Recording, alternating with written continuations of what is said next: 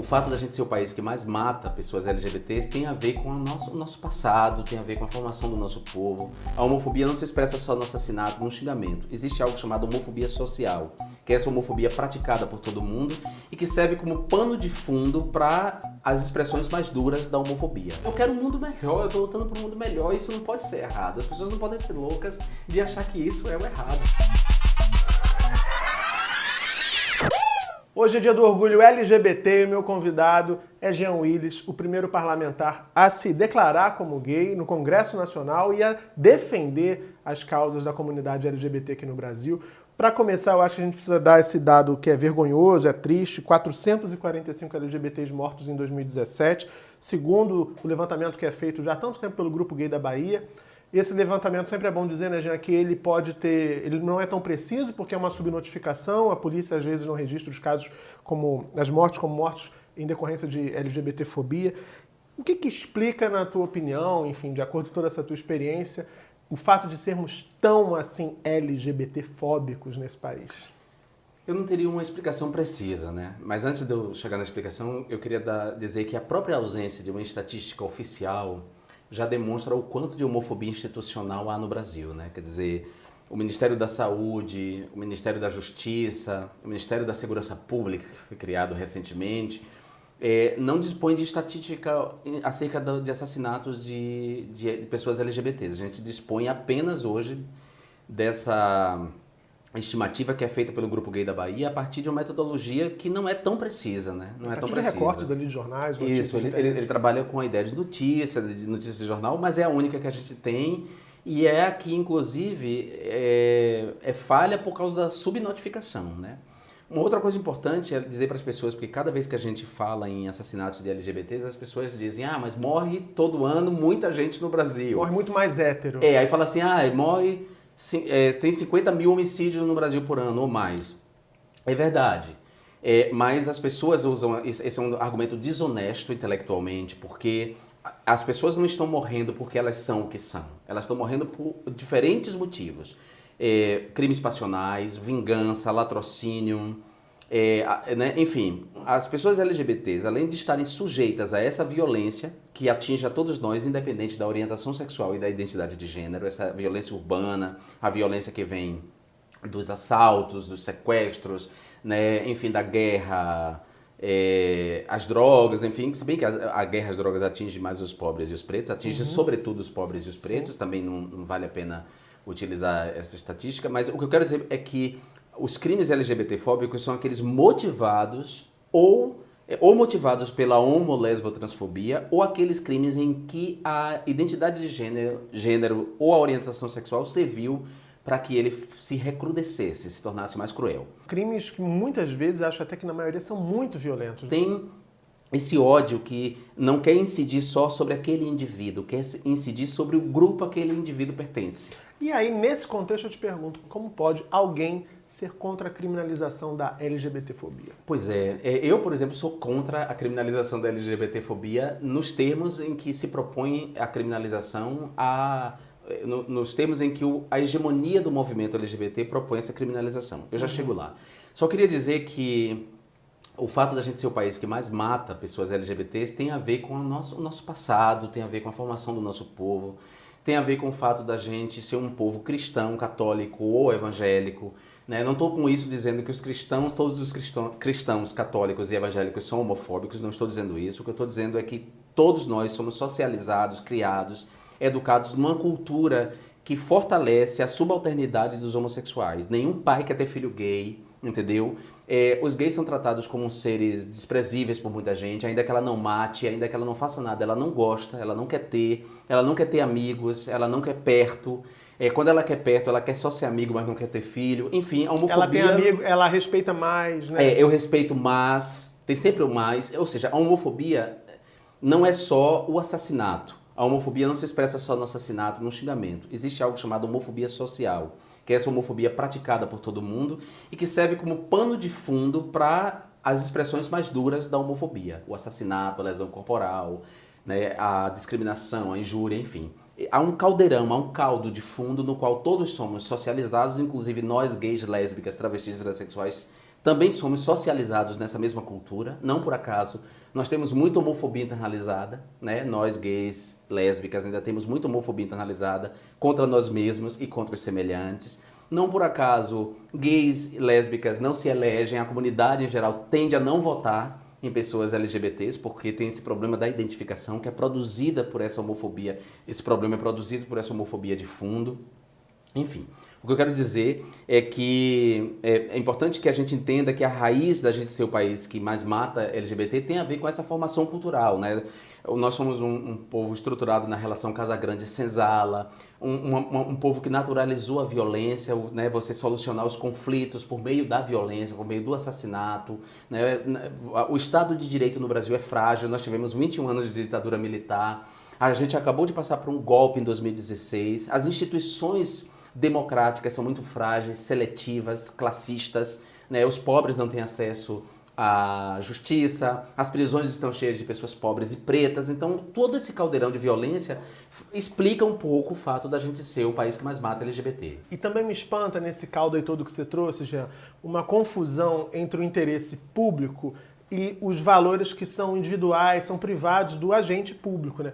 Quando a gente olha as estatísticas e percebe que elas podem ser subnotificadas porque o policial, na hora, decidiu não registrar aquele crime como um crime motivado por ódio, por conta da LGBTfobia, do criminoso e também do próprio policial, do próprio agente público, a gente nota que tem uma confusão, tá tudo errado, né? Pronto, você então botou mais um elemento nesse caldeirão que eu falei, nesse pano de fundo, que explica por que nós somos o país que mais mata pessoas LGBTs, né? Recentemente a gente viu o caso do promotor que entrou com ações de pedidos de anulação de casamentos igualitários, de casamentos homoafetivos. Em Florianópolis. Em Santa Catarina, Aí você vê que o cara, como um agente público, está agindo a partir das crenças. E as instituições são feitas de pessoas e as pessoas têm preconceitos que foram adquiridos ao longo da vida delas, da formação delas. Mas eu queria explicar por que eu sou contra a criminalização da homofobia nos termos propostos pela hegemonia do movimento LGBT. Quero saber. A hegemonia do movimento propôs uma criminalização nos moldes em que o racismo foi criminalizado no Brasil, ou seja, converter a homofobia num crime hediondo, imprescritível e inafiançável. Não havendo distinção entre a injúria homofóbica, ou seja, o fato da pessoa ser xingada, né, insultada, a discriminação, ou seja, você ser impedido de acessar um determinado lugar, você ser demitido porque você é gay ou lésbica, né? A distinção entre esses crimes e o homicídio, a lesão corporal ou a tortura. O extremo, né? Nessa proposta do movimento não há gradação, não há diferença. Se uma pessoa xingar outra, ela é presa, né, a pena é pena de prisão. Eu não posso concordar com isso, porque as pessoas não nascem homofóbicas, elas se tornam homofóbicas, né? Eu sou pelo direito penal mínimo, eu sou pela legalização da maconha, eu defendo a legalização do aborto, a descriminalização do aborto, eu defendo a descriminalização do consumo de todas as drogas. Eu sou contra a ampliação de penas, né? Eu sou a favor das medidas socioeducativas, das penas alternativas para crimes que não são crimes lesivos, como o crime contra a vida, né? Crimes de baixo potencial lesivo, crime contra a propriedade. Eu acho que não tem que ser punido necessariamente com penas duras de prisão. Então, como é que uma pessoa engajada nessa luta por um Estado penal mínimo pode defender a criminalização da homofobia nesses termos? Não posso. Então, qual é a criminalização da homofobia que eu proponho? E aí eu digo, a favor dessa criminalização eu sou. A gente precisa reconhecer a homo-lesbo-transfobia como motivação torpe do homicídio, da lesão corporal, da tortura. Desses crimes que eu chamo de violência dura, né? E agravar as penas desses crimes quando motivados por homofobia, por lesbofobia, por transfobia. Aí sim, a gente está fazendo uma criminalização da violência dura e nós temos que pensar em penas alternativas, penas pecuniárias, socioeducativas, para as outras expressões da homofobia ou da homo-lesbo-transfobia, como, por exemplo, a injúria, né, a discriminação. Olha como é muito mais eficaz, muito mais transformador de uma sociedade que um dono do restaurante que expulsou um casal gay porque trocou um carinho, que ele seja punido com uma multa, e essa multa seja revertida para programas de educação, né, para programas de educação não homofóbica. É muito mais eficaz isso do que levá-lo para a prisão.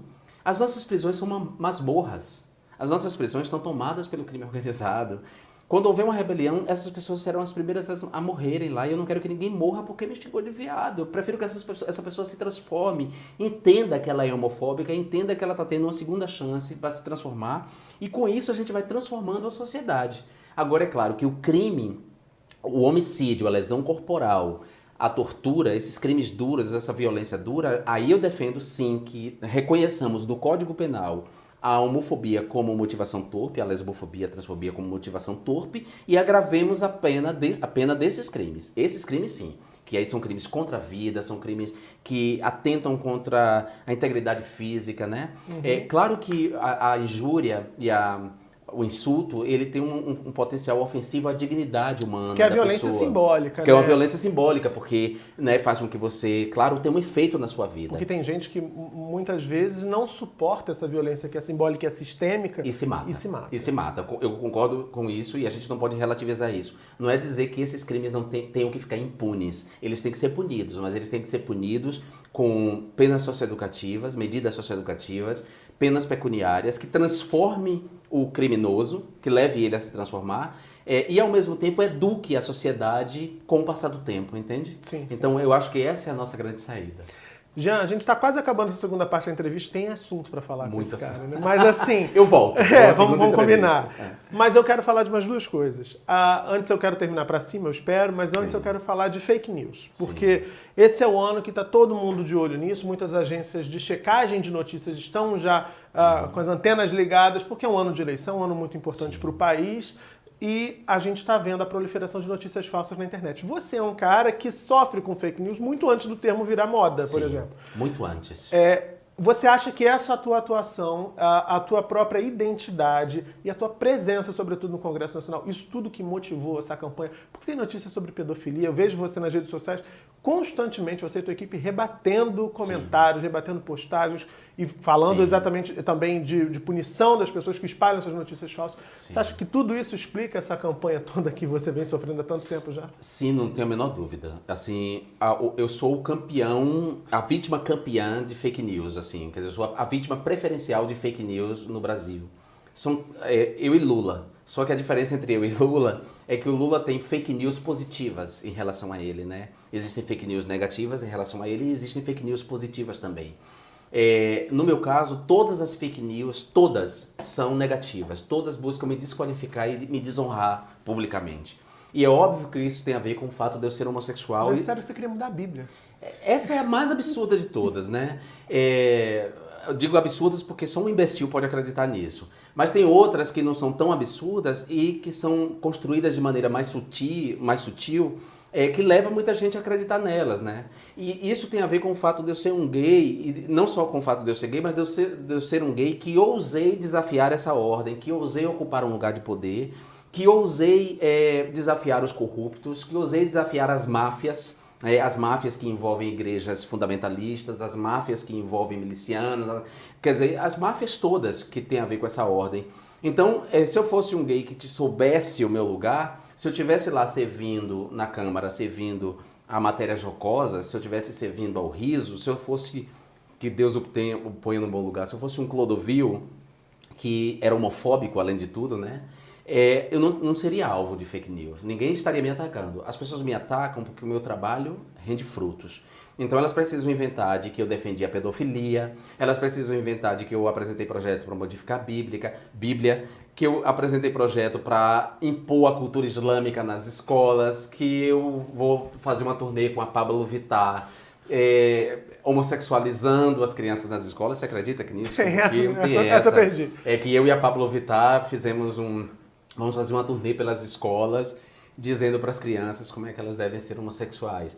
E o mais louco é imaginar que tem gente que acredita. Estamos em plena era da informação, mas estamos na era do declínio do conhecimento. Nunca houve tanta gente estúpida nas redes sociais acreditando em mentiras na internet. Não por acaso o Facebook fez esse acordo aí com as agências de checagem de notícia para ajudar um pouco, porque a coisa estava chegando num ponto em que as pessoas estavam morrendo em função de calúnias, de mentiras espalhadas com a cara de notícia. A questão das fake news, a gente chama de fake news ou falsas notícias, é que elas têm a cara de notícia.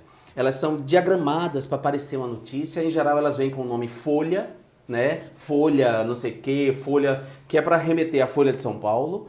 Eles sempre buscam tribuna, porque a maioria dos jornais, né, se chama tribuna. Sim, sobretudo no interior. Tem uma gramática ali específica da notícia que eles Isso, vão que emulando, né? eles pegam essa gramática e reproduzem a falsa notícia, embrulham nessa cara. E é óbvio que uma pessoa que não tem nenhuma intimidade com essas senhoras que estão entrando agora nos grupos de WhatsApp, que estão entrando agora no Facebook, mães, tias. Eu digo que os grupos de família de WhatsApp são uma grande ameaça à democracia. É verdade, a Ele tá grande... falando, eu tô rindo, porque eu tô lembrando da minha mãe me manda cada um. Não assim, infelizmente, ela não lê esse tipo de coisa. Mas assim, de assalto, né, golpes, ela sabe de todos. Sempre é isso. Porque elas não têm culpa, mas eu digo para elas assim, eu quero aproveitar o seu espaço para dizer para as pessoas, por favor, chequem. Por favor, se vocês têm dúvida, não passe adiante, não destruam a vida de alguém, porque você recebeu de cara uma notícia que lhe chocou, mas você tem que ter o discernimento de pensar, não, isso pode ser mentira, a internet é o lugar da mentira. Imagina se um parlamentar como eu, com 145 mil votos, com responsabilidades públicas, vou apresentar um projeto para impor a cultura islâmica às pessoas. Vê se eu vou dar uma declaração na CBN em defesa da pedofilia. Ao contrário, né? Eu presidi a CPI que investigou a exploração sexual de crianças e adolescentes. Ou seja, eu faço o contrário, eu defendo os direitos da infância e da adolescência. Né? O pedófilo é aquele cara que em Ramos abusava de uma criança de 2 anos. Eu não estou falando de uma criança de 12 anos, eu estou falando de uma criança de 2 anos. Esse cara era um policial militar aposentado, pagava o dinheiro para a mulher que cuidava dessa criança, cuja mãe estava presa, e ele abusava dessa criança no carro. Esse cara, na página dele do Facebook, ele era um homem de bem, ele postava coisas contra mim, esse cara elogiava o Bolsonaro, era o eleitor do Bolsonaro, esse cara é um pedófilo, estuprador de uma criança de 2 anos, é essa gentalha que espalha notícia a meu respeito. É a pior gente possível, que está convencendo outras de que eu sou uma ameaça porque eu sou gay e quero uma igualdade de direitos no mundo. Quero que as pessoas sejam felizes, todas as pessoas. Os pobres tenham melhores condições de vida, os pretos deixem de ser vítimas dessa política racista de guerra às drogas, que é uma política racista. Eu quero que as mulheres sejam, né, tenham igualdade de direito. Eu quero que nós gays, homens gays, mulheres lésbicas, sejamos respeitados, né, na nossa condição. Enfim, eu quero um mundo melhor, eu estou lutando por um mundo melhor. Isso não pode ser errado. As pessoas não podem ser loucas de achar que isso é o errado, entendeu? Pra gente encerrar agora sim, você falou que dessa luta por um mundo melhor, você vê avanços, né? A gente está falando dessa sua trajetória, sobretudo na política, né? Começando em 2010, 2011 você tomou posse do seu primeiro mandato. Você acha que a gente está avançando nesse sentido? Acho que a gente está avançando e acho que bom. Que toda essa reação tem a ver com esse avanço, né? A minha chegada no Congresso Nacional, ela foi um divisor de águas e ela vai marcar a história para sempre, né? Desde que eu cheguei no Congresso, o número de candidatos LGBTs tem dobrado. O número de pretos e pretas que querem disputar espaço na política tem dobrado, porque as pessoas querem representar elas mesmas. Uma série de causas veio à tona, entendeu? Assim, eu acho que de lá para cá a gente teve uma novela que teve como tema principal a transexualidade, nós tivemos várias representações positivas da homossexualidade, o tema do racismo sendo enfrentado cara a cara, o tema da misoginia. Quer dizer, eu sou produto desse tempo, porque eu sou um cara que venho da cultura de massa, da comunicação de massa, mas eu me articulo com a nova tecnologia da comunicação, né, com as redes sociais. Um cara muito articulado, não por acaso eu hoje prescindi praticamente dos telejornais e dos programas de televisão, porque eu não preciso, não é que eu não precise mais dele, mas sem eles eu continuo tocando e dando transparência ao meu mandato e dando notícia do que eu faço e do que eu não faço. Quer dizer, eu sou o produto desse tempo e ao mesmo tempo eu transformei esse tempo. E que bom, e que eu e antes de mim outras pessoas vieram e fizeram isso. O próprio Luiz Motti, João Silvério Trevisan, né? Várias mulheres lésbicas incríveis que fizeram um movimento, por exemplo, de enfrentamento à AIDS. Quer dizer, antes de mim, antes de eu surgir, muita gente veio e me trouxe o bastão e eu vou deixar o bastão com mais pessoas. E é isso, eu acho que a gente tem avançado e vamos continuar avançando apesar da grita. A gente não vai voltar para os armários, a gente não vai voltar para o lugar subalterno onde eles achavam que nós, mulheres, homens, gays, lésbicas, travestis, transexuais, pretos e pretas, queriam que nós estivéssemos, povos indígenas. Nós não vamos estar, a gente quer um mundo de igualdade, um mundo de todos e todas. Jean, Muito obrigado pelo Obrigado, papo, foi ótimo. Maravilhoso. E eu espero que você volte aqui. Na próxima a gente vai falar de vai falar de filme iraniano, por exemplo. Vamos falar do cinema e outras coisas no programa, vamos falar Exatamente. de literatura. Muito assunto, muito Tem muitas. assunto. Pô, vamos falar de nós. Vamos aguardar, a gente tem, não falta assunto, não falta espaço pra gente aqui no Chega Junto. Espero que você tenha curtido essa conversa tanto quanto eu. Então já sabe, deixa o teu like aqui embaixo, se inscreve no canal também, compartilha essa entrevista para mais gente acompanhar a conversa, participar da conversa também, deixa os teus comentários. E semana que vem, terça e quinta, às 7 da noite, eu tô aqui e tem mais Chega Junto. Beijão e até lá.